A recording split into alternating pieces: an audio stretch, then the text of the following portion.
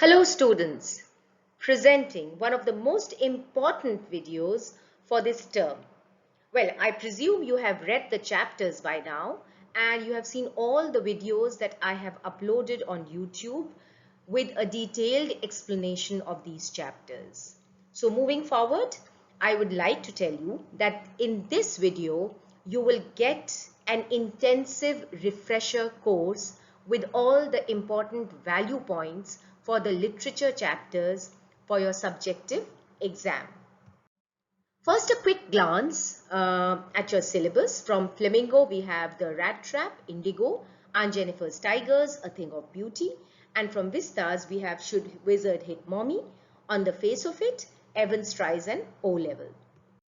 We start with the Rattrap. You must have seen the detailed video. I am straight away starting with the important characters in the story. So the most important character, of course, is the protagonist, our very own peddler, who is shown as a deceitful thief who cheats people, who is an ungrateful man in the first half of the story. And then in the next half, what do we see? We see that Edla's kindness and love changes him to an honest, grateful person. So if you get a character sketch of peddler, remember these describing words, these adjectives, and substantiate it with examples for a long answer. Next is Crofter, who is shown as a sociable, welcoming person who loves the company of people. He's voluble, yet he's hospitable, and he is gullible. We have seen how he falls prey to the charm of the peddler. This particular character is a good potential 2-marker, so 30 to 40 words. Next, we have Edla, shown as a caring, empathetic, not pretty, but kind, modest, more convincing and observant than her father. Edla can come as a 2-marker, but definitely Edla's contrast with the father or the ironmaster is a good potential 4-marker. Ironmaster is shown as a great friend who is helpful, kind, loses patience quickly, loving father, and very impulsive. So these are the character traits for the Ironmaster. Now, if you remember, the story is set in the mines of Sweden, which is rich in iron ore. Tramp is the protagonist. His physical appearance is important for your 2-mark questions. He had sunken cheeks, eyes gleamed with hunger. He led a sad and dull life, lived in rags, earned his living by selling rat traps, resorted to begging and thievery. Now, this can be a good introduction to the character sketch of the peddler. So you can start with the physical characteristics and then move on to the other traits that I discussed on the previous slide. A very important thing in this chapter is the philosophical thought. What was his philosophy? That the whole world is a big rat trap. It attracts people with riches, joy, shelter, food, clothing, just as cheese attracts a rat. The title itself is an example of a metaphor. Remember that. This can be asked in your long answer, where you can start with the fact that the title is metaphorical. Then the next important thing is peddlers meeting the crofter. Old man crofter earlier now had a cow. By selling milk of this cow, he had earned about 30 kroner. Crofter was hospitable. He offered porridge to eat, tobacco, played cards. These are important for your 30 to 40 word questions. The question can be framed like, do you think the crofter was a hospitable person? So you say yes, and then you explain how he was hospitable. So the next morning, Tramp left, but he returned half an hour later and he stole the money. Now the tramp or the peddler walked on a public highway, went to the forest, lost his way, and that is when he realized that he was caught in a trap. And he feels that his own philosophy is now applicable to him. He had fallen prey to that bait, and now he was in a jungle, caught in a trap. The next important thing is, yes, Bedlers meeting the owner of the iron mill. Owner of the mill was a rich fellow, very, I would say, a good businessman, who was very particular about the quality of iron he used to make and sell. He comes on his nightly inspection and he sees the peddler. He mistook him for Niels Olof and he invited him to the manor house. Peddler refused the invitation. We all know why he refused the invitation. Now, owner sent his daughter Edla Wilmanson. Edla is a modest, compassionate girl, and the most important thing is that she sensed that either the peddler has escaped from jail or stolen something. Peddler accepted the invitation on Edla's assurance that he could go back as freely as he would come. So the peddler finally lands up in the manor house. Christmas Eve, peddler was, given a bath, a shave, he was given new clothes, and that is when the Iron Master realized his mistake. And when he asked him what was all that, peddler very honestly confessed that he was not his acquaintance and that he was saying that from the very word go that he was not Niels Olof, but he insisted. To this, the ironmaster reacts angrily and he wants to call the police, the sheriff, but Edla requests her father to allow the peddler to stay for Christmas Eve because she wants to make him feel Christmassy. Peddler is given a suit as a gift and he's treated with warmth. Christmas morning, Edla and her father went to church. They heard about the theft at Crofter's house by a peddler. Worried, they returned home thinking that they might have lost a lot. But peddler, on the contrary, had left a package for Edla. And what did the package contain? It contains a small rat trap, the same 3 wrinkled 10 kroner notes, and a letter for Edla. And what does the letter say? He was expressing thanks for raising him to the level of captain from an ordinary peddler and asking her to return the money to the old man. So we move on to the next chapter, Indigo. The main characters in Indigo are, of course, the first main character is M.K. Gandhi. The character traits that you should remember, because definitely the character sketch of Gandhi is very important for this chapter, children. So the character traits would be: he was intelligent, he was perceptive, self-reliant, a great visionary, courageous, he had immense negotiation and argumentative skills, honesty and truth, patriotism. Now these character traits, as I always say, should be substantiated with examples to make it read like a good long answer. Another important character is Rajkumar Shukla. A very good 2-mark question can be framed around Rajkumar Shukla. So we know that he was a poor sharecropper, he was illiterate, resolute, he had tenacity of purpose, and he was also courageous. So nothing could deter him. Remember how he followed Gandhi to various places till Gandhi said yes.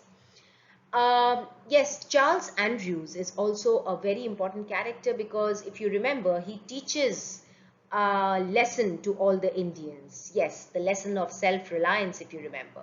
So he was an English pacifist, follower of Gandhi. He wanted to stay with Gandhi when the Indigo movement was going on, but Gandhi asked him to leave because he did not want him to use as a prop, and thus, like it is said towards the end of the chapter, Gandhi taught a lesson in self-reliance through this example. Now, the story Indigo is set in 1916, where Gandhi steps up to help a bunch of poor peasants from Champaran. On whose behest? Rajkumar Shukla. Yes. The inception of the story, Shukla came to meet Gandhi at Lucknow session to complain about the injustice of the landlord system in Champaran. Gandhi, initially he did not agree, but then he was impressed by his tenacity of purpose and he fixed a schedule and went with him to Patna. From there he went to Muzaffarpur. Now, what was the problem? The Indigo problem was, the most fertile land in Champaran was owned by Britishers. Indian tenants were forced to work on these lands and produce indigo as a major crop. But when synthetic indigo was developed by Germany, the landowners obtained agreements from the sharecroppers to pay for being released from the 15% rule. They asked for compensation. Many peasants gave the compensation, but many others refused to pay the compensation to the British and the landowners. So that was the problem. At this point, when Gandhi arrives, news spread like wildfire that there was a Mahatma to help the poor peasants. There was a clash with police superintendent. Gandhi was asked to go back and Gandhi refused to accept it. And when this happened, he was asked to appear in the court. And you all know what happened outside the court. The town of Motihari was black with peasants, remember? So there was demonstration by thousands of peasants, and it is at this juncture that the helplessness of the British government is seen by all. Gandhi's plea was that he should get a chance to prove. And he says that he admits he's facing a conflict of duties. He wants a chance to show that whatever he was doing may be legally wrong, but he was listening to the voice of his conscience. The British dropped the case against Gandhi. Very important line, children. The Battle of Champaran is won. When did this happen?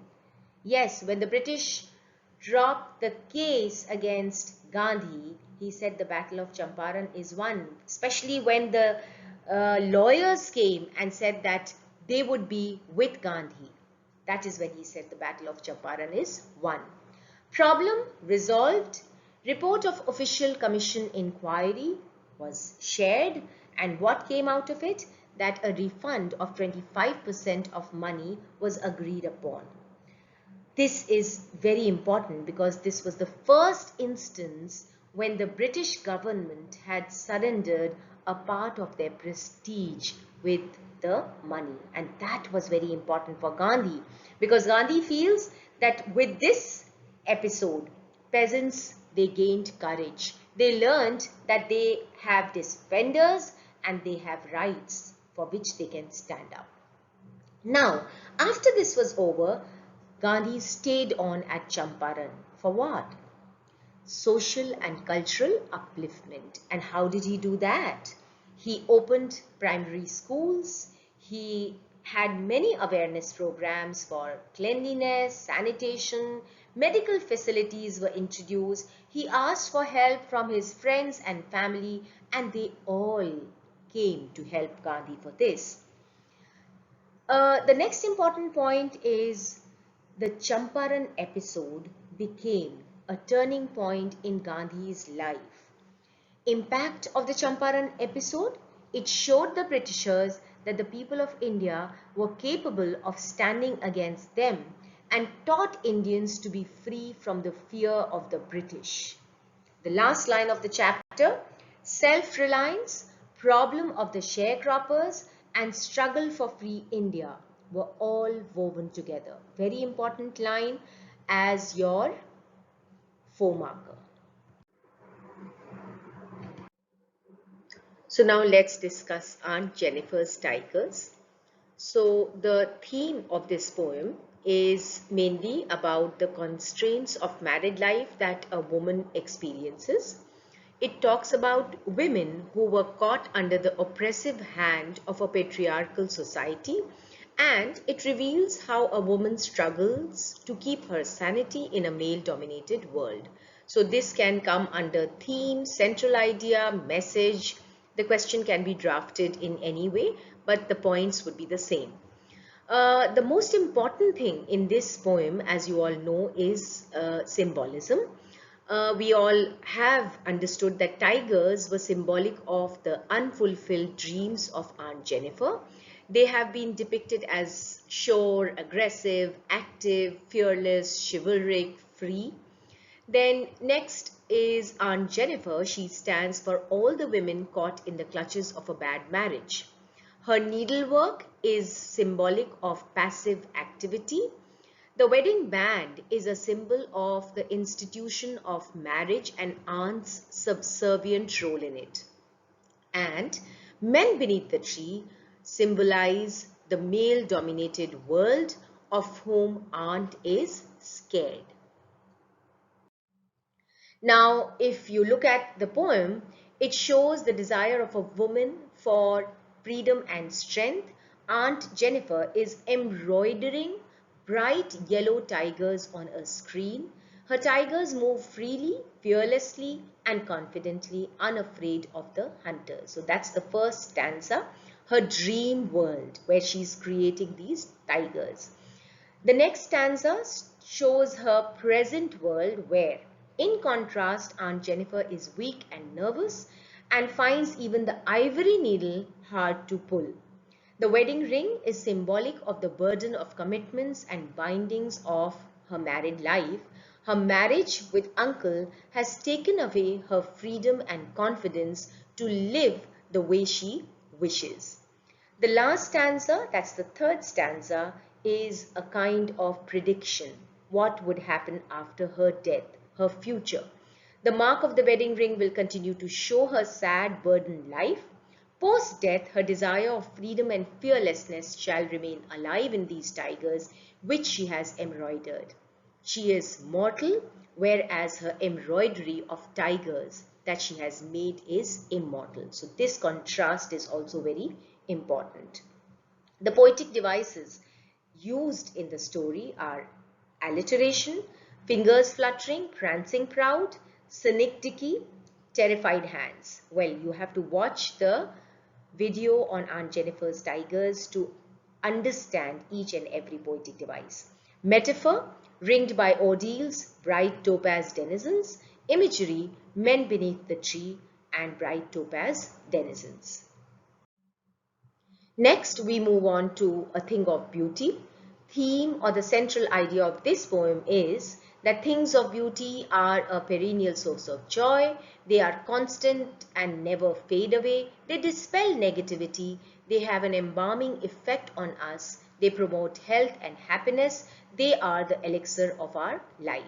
Poetic devices used in this poem, remember, three examples of metaphor. One is bower, which is a shady, peaceful haunt, flowery band, memories of beautiful things, and pall, which is a funeral cover.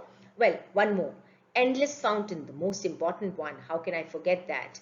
How all the beautiful things have been compared to a perennial source of inspiration. There is symbolism too in the form of sheep, where sheep are symbolic of mankind. Alliteration examples, noble nature, schooling covert, band to bind. Imagery, there are many examples of imagery in the poem. Now let's look at the summary of the poem. It moves like this. Beauty brings immense pleasure and delight. It is a source of perennial joy that never fades. It's a joy that we experience on seeing a beautiful object and that multiplies. It leaves an unforgettable imprint on our heart and soul. And as we move on in the poem, we see how beautiful things are compared to a shady haunt.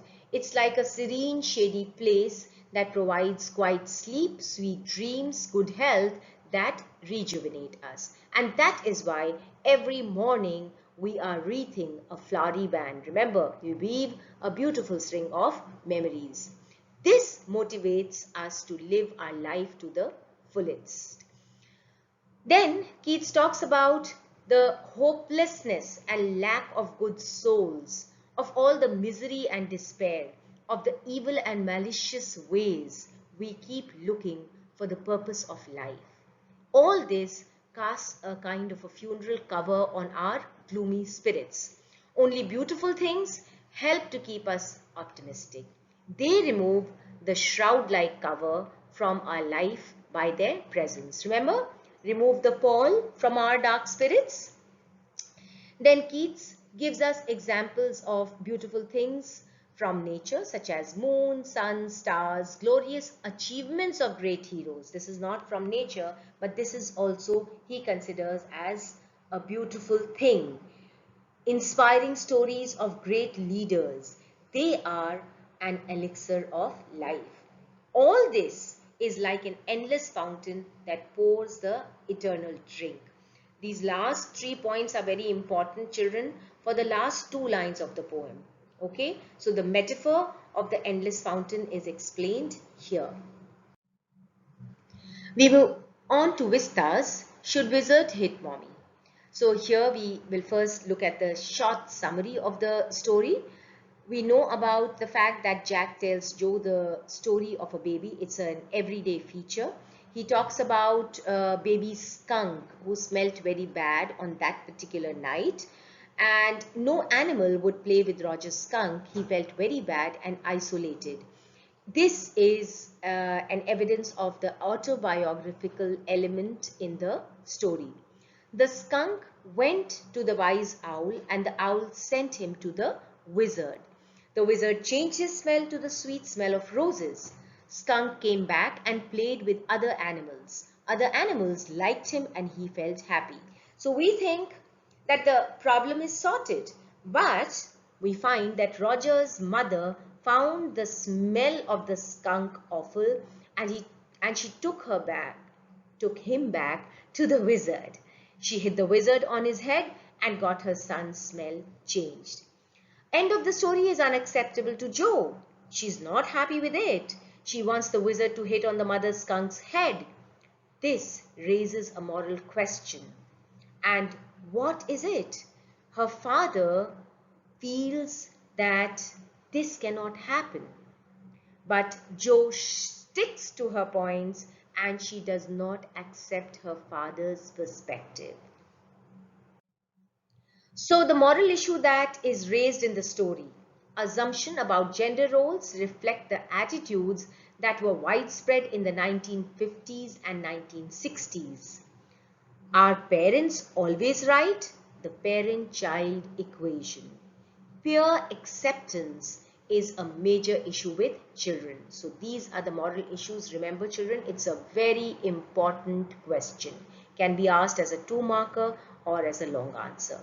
Ugly middle position, if you get to explain, how would you explain that?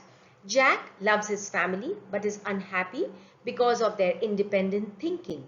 He is caught between 2 contrasting worlds, one where women are dependent on their men, his mother's world, or the world portrayed in his stories. The other, Claire's and Joe's world, where women were independent and have the right to express their views. So this is the ugly middle position where he is caught. Half old tan and half new ivory towards the end of the chapter is another very important phrase. This is a metaphor for Jack's life. It depicts new feminist changes in the old family structure. Difference of perspective makes Jack tired. He does not want to be trapped in the cage of marriage in which he is stuck with his wife. So this is also very important. Next, we have On the Face of It. It is a play. Let's look at the summary. The play talks about the friendship between an old man, Mr. Lamb, and a young boy, Derry, who is solitary and rebellious. Derry secretly enters Mr. Lamb's garden but is caught by him. And to his surprise, he finds that Mr. Lamb is more than welcoming. Derry is in a very disturbed state because of the apathy of the world towards the feelings of physically impaired people. But Mr. Lamb tries to strike a chord by putting him at ease. He is successful to some extent, since Derry feels a kind of affinity with him on account of his disability. Mr. Lamb's optimistic approach has a positive influence on Derry. He is impressed by his perspective on life. Now, Derry also wants a house without curtains with a garden. Derry gives up his skeptical attitude and is prepared to face life. So the characters in the play, there are two main characters. Mr. Lamb, who's an old man with a tin leg with a positive attitude. He accepts life as it comes. People make fun of him, but he does not care. He enjoys life. He sits in the sun, reads books, welcomes children, makes toffee and jelly for them, loves company. And the other character is Derry, a 14-year-old boy with a burnt face, negative outlook, dejected and lonely, defiant and withdrawn, does not trust anyone, skeptical and cynical. But does he remain the same? You do remember, yes, what happens to his attitude? Well, let's look at the theme first. The sense of isolation felt by a physically impaired person and how to overcome it. Life is to be celebrated despite all the difficulties. This is the theme of the play. Now, Lamb inspires Derry, teaches him. What does he teach? He tells him watching, listening, thinking, shows him positive side of life. He tells him life cannot be lived in fear, narrates the story of a man who feared death but died when a painting fell off the wall in the house and killed him. Derry is inspired by all that Mr. Lamb tells him, and therefore, despite his mother's protests, returns to Mr. Lamb. Lamb has a fall, he dies, but Derry is inspired to live life to the fullest. So his death does not go a waste. Finally, we come to our last lesson. Evans tries an O-level from Vistas. On your screen, children, you can see the events, the main events of the story, and the course of events is shown over here. As you all know, Evans wanted to give the German exam in his cell in the prison. Jackson, Stephens, they visit Evans and they take away all the sharp objects that were there in his cell, but they do not take the lucky bobble hat. Duplicate McCleary comes to the prison cell. He reaches the prison with all the exam material. The exam goes smoothly despite the numerous phone calls and the correction slip. Stephen escorts the invigilator to the main gate as per the instructions given in the phone call. On his way back, he checks the cell but finds that injured McCleary is still there in the cell. Now this McCleary has to be taken to the hospital. All the arrangements are made. The governor himself sends injured McCleary without realizing that injured McCleary was no one else but Evans. Evans escapes from there and he goes and stays in Golden Lion Hotel. The governor finds that the real McCleary was gagged in his room and the injured one never reached the hospital. Governor reaches Golden Lion Hotel and gets hold of Evans, hands him over to the police officers who are Evans's friends. So Evans manages to escape once again. And now children, let's look at some of the points which can be your potential 2 markers, 30 to 40 word questions, and it can also come the last blocks. If you see, it can come as a long answer. So let's look at the theme first. The story showcases a clash between the wit and intelligence of a criminal and the stupidity of the law enforcing authorities.